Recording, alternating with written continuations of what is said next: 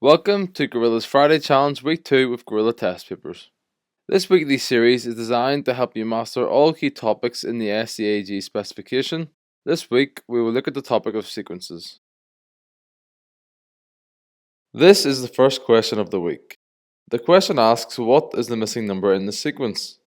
Pause the video now to try the question yourself. So let's get into it. The first top tip of the week is identify the rule which connects the numbers. So let's look at the sequence step by step. From 2 to 4, we either add 2 or multiply by 2. From 4 to 6, we add 2. Since multiplying by 2 doesn't work here, we know the rule is a multiplication. And from 6 to 8, we also add 2. From 8 to 10, we continue using the same pattern, which is adding 2. And from 10 to 12, we add 2 again. So now, following this consistent rule of adding 2 each time, we know that to get from 12 to the missing number, we add 2. So therefore, we do 12 plus 2 equals the missing number, which is 14. This is the second question of the week. This question is said to be from one of the SEAG 2024 tests. So this is a great chance to practice past exam material. The question asks, what is the missing number in the sequence? Pause the video now to try the question yourself.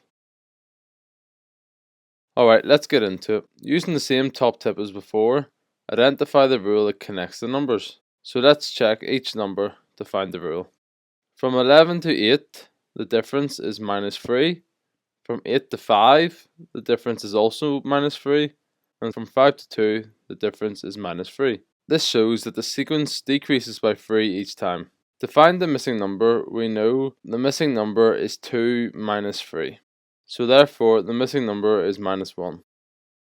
Welcome to the next question of the week. The question asks, what is the missing number in this sequence? Pause the video now to try the question yourself.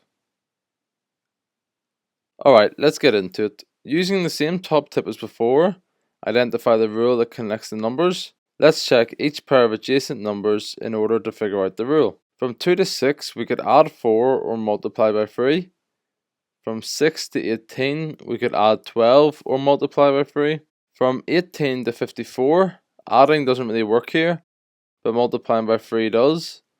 And from 54 to 162, multiplying by 3 also works here. Therefore, it looks like multiplying by 3 works each time.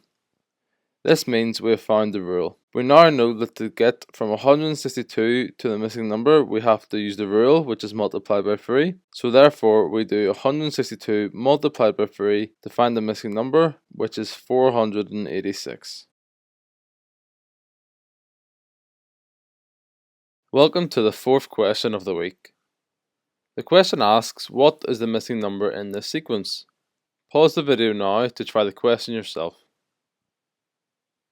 Alright, let's get into it. This question introduces the second top tip of the week. This tip is, if there is no obvious rule, consider whether the numbers could be prime, cubed, or squared. Looking at the sequence, we can notice something interesting. These numbers aren't following a simple addition, subtraction, division, or multiplication pattern. Instead, they all share a special property. They're all prime numbers. A prime number is a number greater than 1 that has no divisors other than 1 and itself.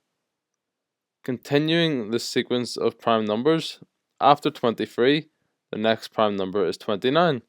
So therefore, the missing number is 29. Welcome to the final question of the week. This question is believed to be from a SEAG 2023 paper.